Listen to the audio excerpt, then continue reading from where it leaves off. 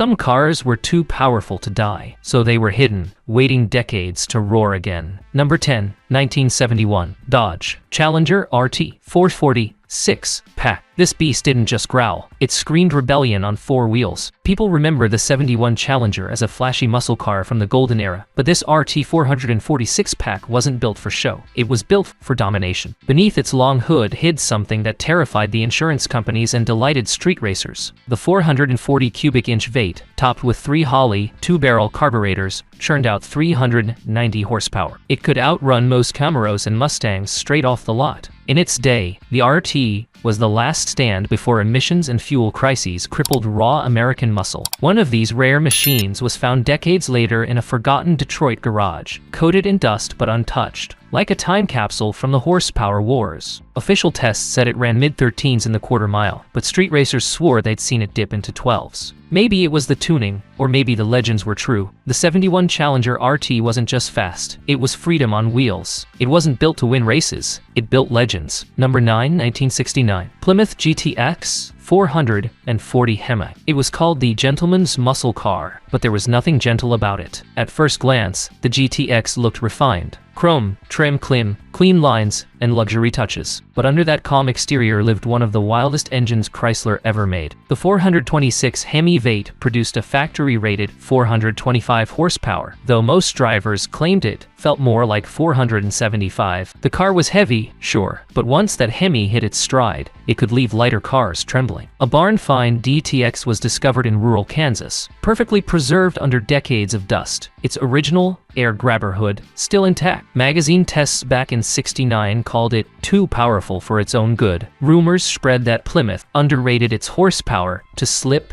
past insurance scrutiny. Owners quietly proved it on the streets. The GTX was the moment luxury met lunacy. It proved that class and chaos could coexist, and it never needed a second chance to prove it. Number 8, 1970 Dodge Super B 446-pack. It wasn't subtle, it wasn't polite, and that's exactly why it's unforgettable. Many thought the Super B was just a cheaper roadrunner, a cartoonish car for young punks. But the 1970 446-pack edition changed everything. The triple carb setup gave it a monstrous mid-range punch. Rated at 390 horsepower, it was known to humiliate pricier muscle cars on weekend drags. One Super B, painted plum crazy, was found sunken into an old storage lot in Ohio, untouched since the 80s. Drivers claimed these six-packs made well over 420 horses with a few small tweaks. Way, factory numbers were conservative, but the real story was on the asphalt. The Super B didn't aim to be perfect, it aimed to sting, and decades later, it still does. Number 7, 1968. Plymouth Roadrunner HEMI, the car that turned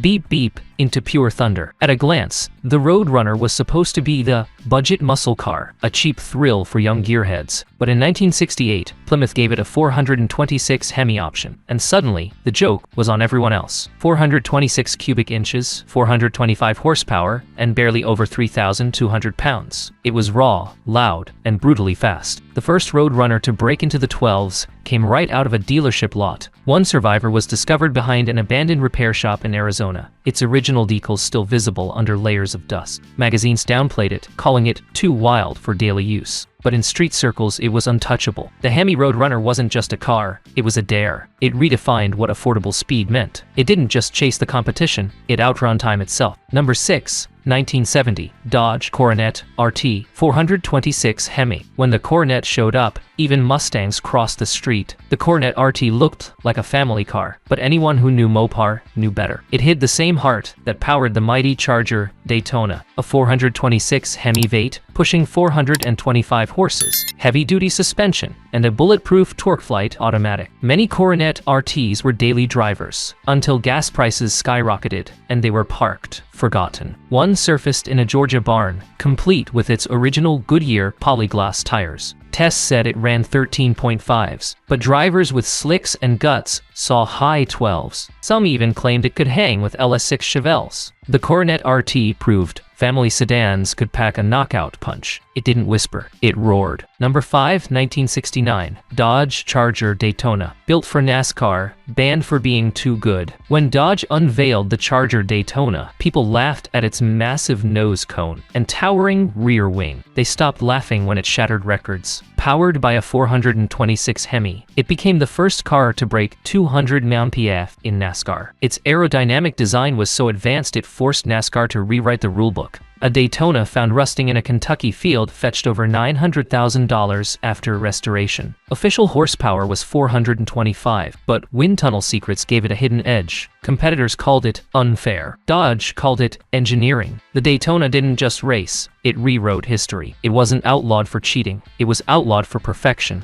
Number 4, 1970, Plymouth Superbird. It looked like a spaceship and flew just as fast. To casual eyes, it was cartoonish. But the Superbird wasn't for show, it was a weapon built to bring Richard Petty back to Plymouth. 426 Hemi, 425 horsepower, 0-60 in under 5.5 seconds. The massive rear wing wasn't decoration, it generated downforce that kept it glued to the track. When the aero wars ended, dealers couldn't sell them, and many sat unwanted for years. Testers reported it handled like nothing else on the highway, almost alien. Some say it was the only car that made a Charger Daytona nervous. The Superbird proved that style and science could coexist. It wasn't just built to win, it was built to fly. Number 3, 1971, Plymouth Hemi Cuda, one of the rarest, most feared muscle cars ever created. Most see the Cuda as a flashy E-body with bright paint and attitude, but the 1971 Hemi Cuda was a completely different breed. Barely a handful were ever made. 426 Hemi, dual 4-barrel carbs, 425 horsepower, and brutal acceleration that humbled anything from Detroit. One Hemi Cuda was found in a Wisconsin barn with only 11,000 miles, sold decades later for over $3.50 million.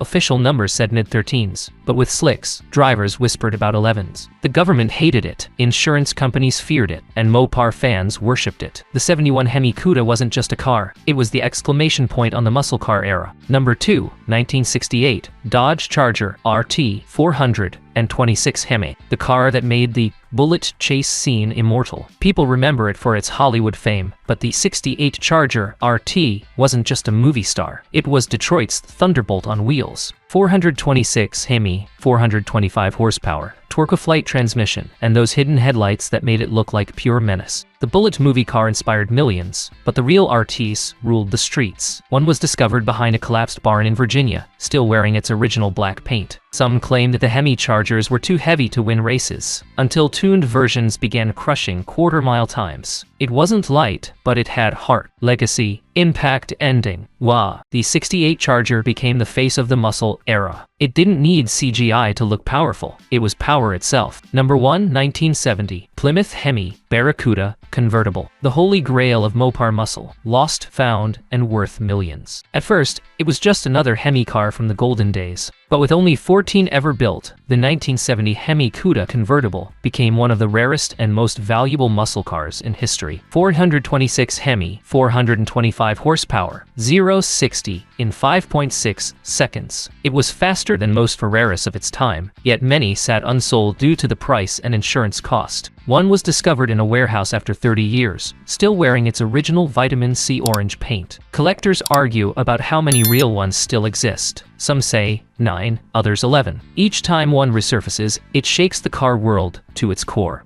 The Hemi Cuda Convertible isn't just a legend, it's a time capsule from when Detroit dreamed without limits. It wasn't built for the road, it was built for immortality.